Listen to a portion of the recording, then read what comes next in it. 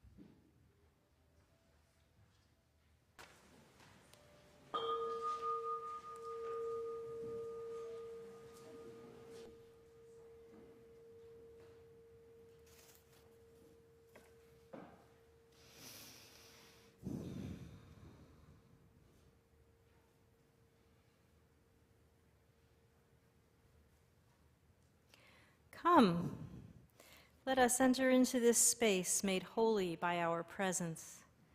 Let us enter into this hour made holy by our intention. Together we can turn the world upside down by our faith and actions. This is an act of worship.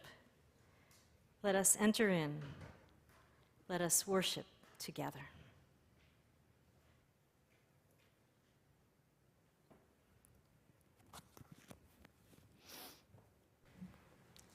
There will be 2 chalices to light. One is going to go back with the children and worship leaders.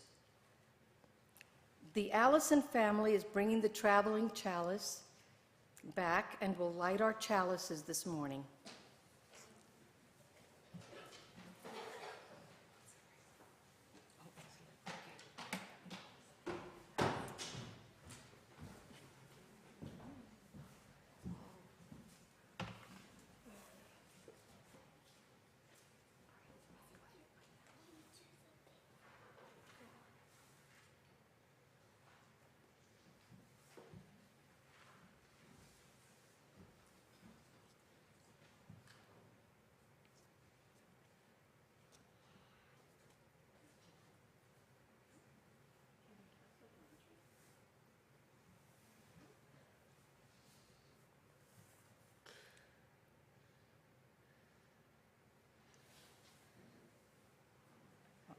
That's okay, you can leave that. It's okay, you can. Got it? Okay.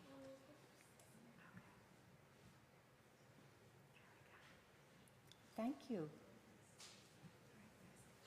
Thank you very much. Oh, they're not here, okay. Thank you, Allison family.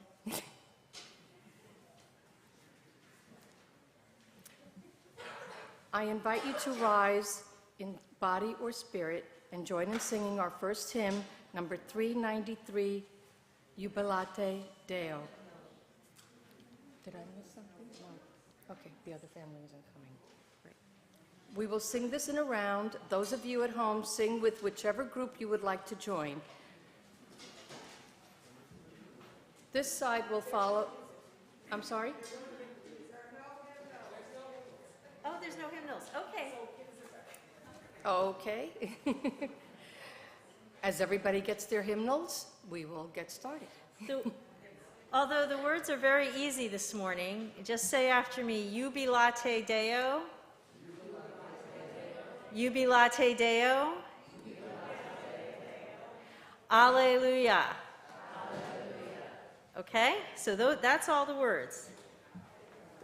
And we're going to divide the room in half.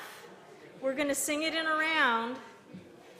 We're going to sing it through, I think this is a new hymn for some folks, so we're going to sing it through, I think, 2 times all together. And then on my left, your right, you're going to follow Vivian. She's going to start. And on my right, your left, we're going to do the second part of the round, okay? So if you're on the door side, the entryway side, you sing, you start with Vivian, and if you're on the patio side, we follow with me.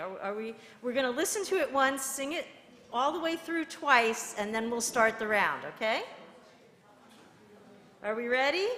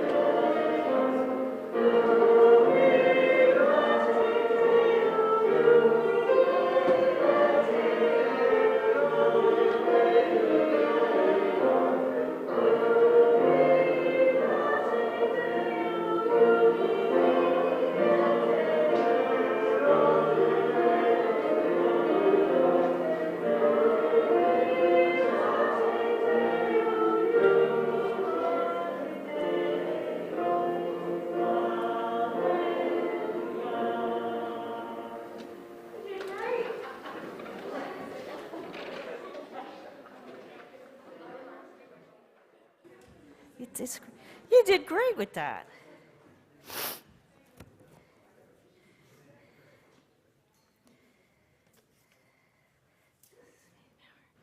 Okay. Who knows what Tuesday is? It is Mardi Gras. Has anybody noticed that the orders of service are all turned upside down? And there are two different kinds? Okay. I can't see you all so well right now because I had to take off my glasses to put on my Mardi Gras mask. It lights up and everything. I don't know if you can see that from here. Mardi Gras is the end of Carnival, which starts right after Epiphany. What's Epiphany? Epiphany is after the 12 days of Christmas, right? And it goes all the way to Fat Tuesday. Mardi, Tuesday, Gras, Fat Tuesday, or sometimes called Shrove Tuesday. It's the day before Ash Wednesday, which begins the season of Lent. Now, many UUs don't do much during Lent, but many people in the Christian tradition observe Lent. And we're not going to talk a lot about Lent today. We're going to talk about the end of Carnival, Mardi Gras. It's the last time before Easter, which is all the way in April this year. It's the last time before Easter that people who are observing Lent get to have a really big blowout party and celebrate. And does anybody know the colors of Mardi Gras in the United States, in Louisiana? Who knows what colors are? Purple, gold, and green. Who's got some purple on today? Anybody have green on? How about gold, yellow? Anybody have yellow? Okay, so we've got all the colors here. We've got all the colors here. And the colors have meanings. Purple is for justice. That's because it's a royal color. It's for justice. My mask is kind of purple, and I have purple in my stole. And green is for faith. It's to remind us about faith. We can't do much in justice without faith behind it, without our faith being our foundation. And gold is for power. What is gold the color of? Which we use as money. So it's and valuable gems, yes. So gold represents power. Not that money is the only kind of power, but there's a certain kind of power that comes with money. And we remind ourselves of these things at Mardi Gras, which is turning things upside down. There's a king who's somebody from the bottom of society. This goes back to the Middle Ages. And there's a carnival king. And the carnival king does foolish things and acts like a fool. And it's a time when people felt like they could speak truth to power. Do you know what that means, speaking truth to power? It's like when we tell our congresspeople and senators and other representatives what we want them to do. It's when we go and vote our conscience. It's when we sometimes go on marches. It's when we write letters. Speaking truth to power. Now, the masks are kind of important because masks, apart from being fun and very fashionable, they hide our faces. They help us to be anonymous, which is a big word that means we don't know who it is. So sometimes people feel safer speaking truth to power, going out and telling the king or the rulers or whoever's in charge what needs to be done if their faces are covered, if they can't be identified. So it's good to celebrate and have a really good time on Mardi Gras. Anybody going to have a king cake at home or a Mardi Gras party?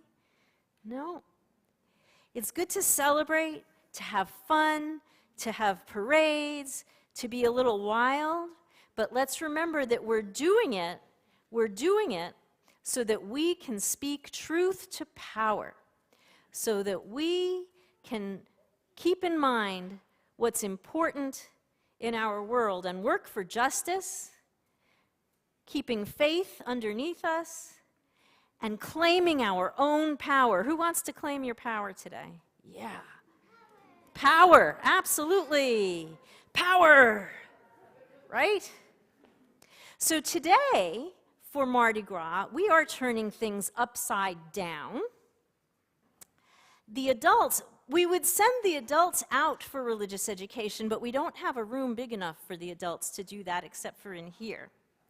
So the children and the worship leaders and I are going to go back to the blue room to continue our worship service, and the adults are going to stay in here for religious education. How does that sound? So we're going to sing the Reeb Children's Benediction, but we're going to sing it. I'm going to take off my mask so I can see what I'm doing. We're going to sing it to the adults who are staying here. How does that sound? So if you're ready to come back with Ms. Vivian and me, let's sing the Reeb Children's Benediction.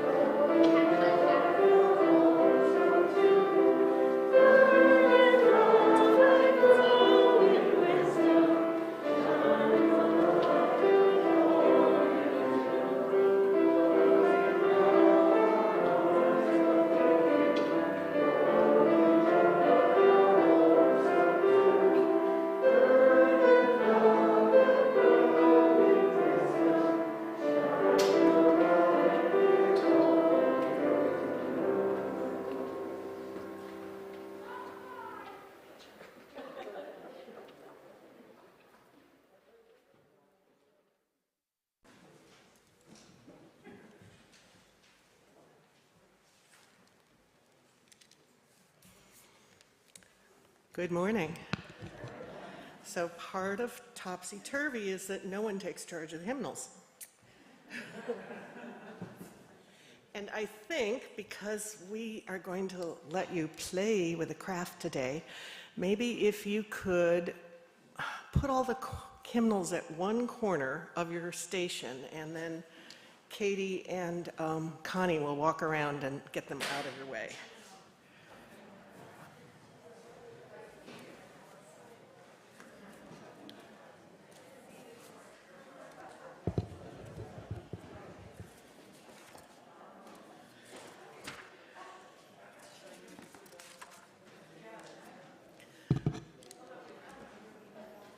Thanks so much. So each week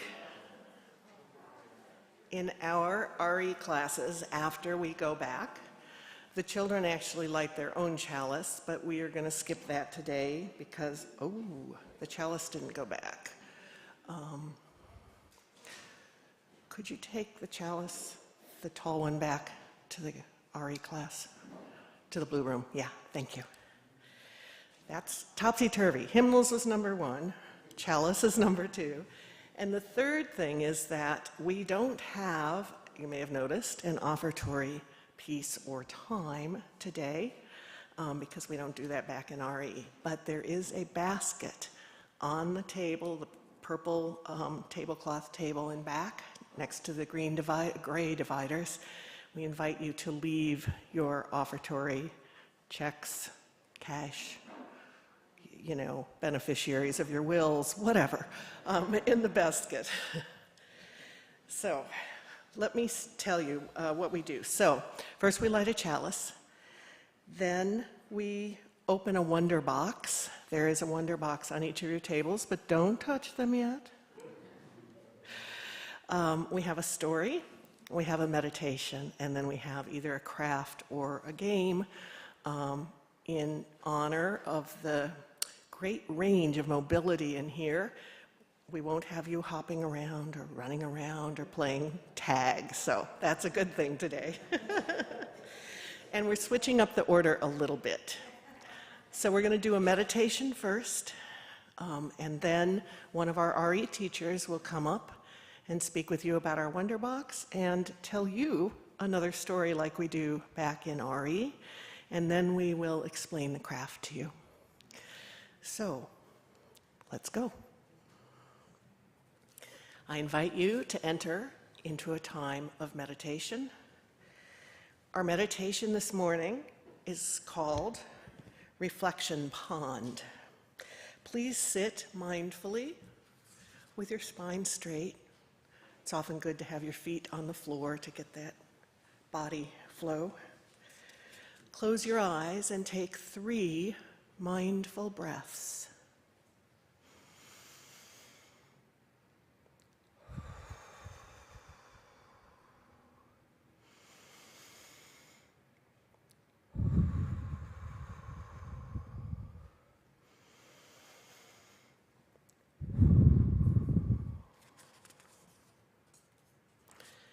Imagine you are in a forest with tall trees. You hear the birds chirping in the trees and squirrels running across fallen leaves on the ground. You're sitting in front of a small pond. The water is still. Look into the pond. See the reflection of the trees in the clear water. What else do you see? Do you see yourself reflected in the water too? Imagine dropping a pebble into the pond. See the ripples in the water? Keep watching.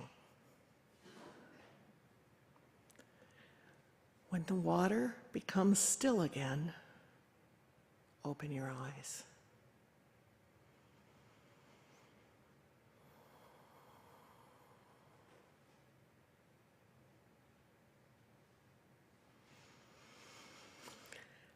Look for still water in the pond anytime you want to feel calm. Amen.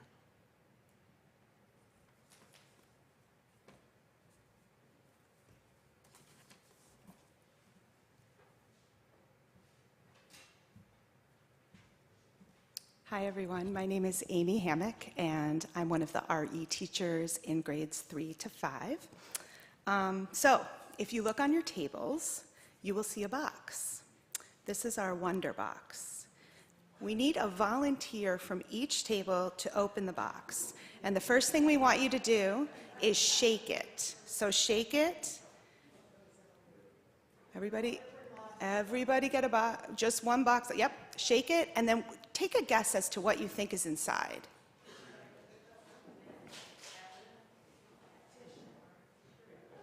Okay, and now why don't you can open the box. What's in our boxes today?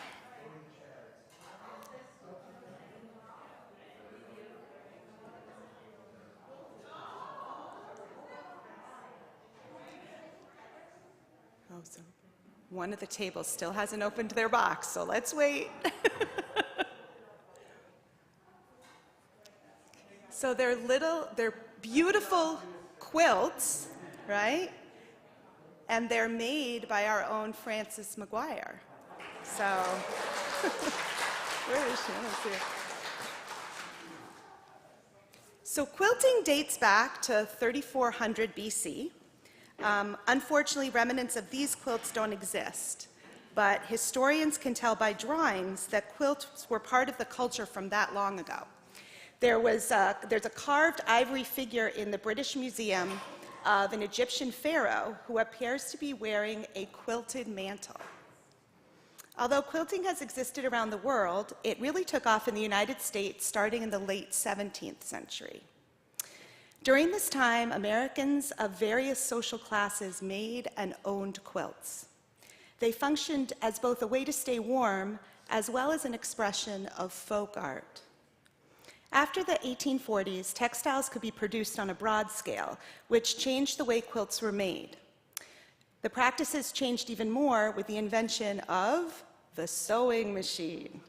However, there are still groups today that use some of the old ways to make quilts, and our story is about one of those groups. It's called the Piece by Piece Group, and it's been making community quilts since 2008. Seniors, younger adults, and children from the community gather in Norwalk, Connecticut on Monday and Friday afternoons to work on the quilts. So let's hear the story. Our story today is called The All Together Quilt, and it's written by Lizzie Rockwell. I'm going to read the story, and Dan is going to show the images as we go through it. The images are also going to be available on the live stream. Jennifer and her friends meet on Fridays at the community center. They are making a quilt. Everyone works together. First, Jennifer picks a fabric from the dark colors. Fran picks a fabric from the light colors. Jennifer traces a shape on the dark fabric. Then she traces a shape on the light fabric. Are we not there? We are not there yet. Where are we now? It hasn't started yet. We'll just wait. We will all look at the quilts and how beautiful they are. Because so this whole story is about how you make these quilts, and there's various steps. Are we all set? It's at the title page. Okay. Okay, so we can go on to the first page where it says, Jennifer and her friends meet on Friday at the community center. They are making a quilt. Everyone works together. First, Jennifer picks a fabric from the dark colors. Fran picks a fabric from the light colors. Jennifer traces a shape on the dark fabric. Then she traces a shape on the light fabric. Fran cuts out two shapes. Jennifer pins them together. Fran sews them together. Richard and Maurice work together. They trace and cut and pin and sew. Look, two triangles together make one square. Two rectangles together make one square. Fran and Jennifer, Richard and Maurice, Sana and Melissa, Anna Mae and Trinity, Maria and Jocelyn, Madelyn and Viola, Angela and Betty, Ernestine and Zach. Together in pairs, they make 8 squares. Except for Naika. Naika works on one blue square. She uses special pens and paints and brushes.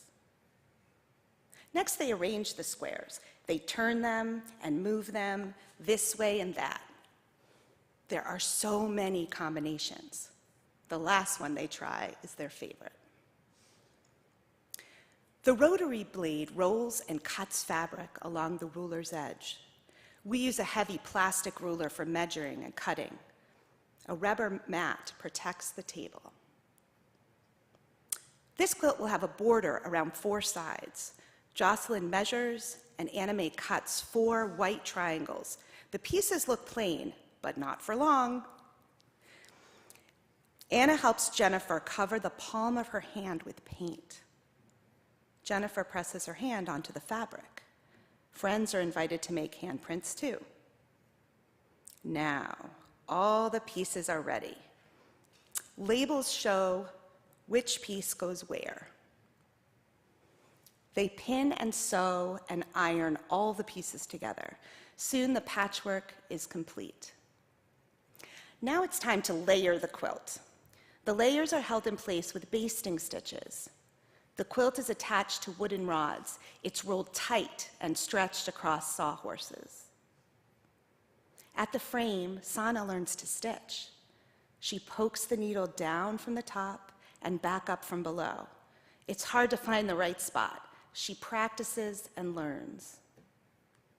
It takes a long time to quilt the quilt. Everybody lends a hand.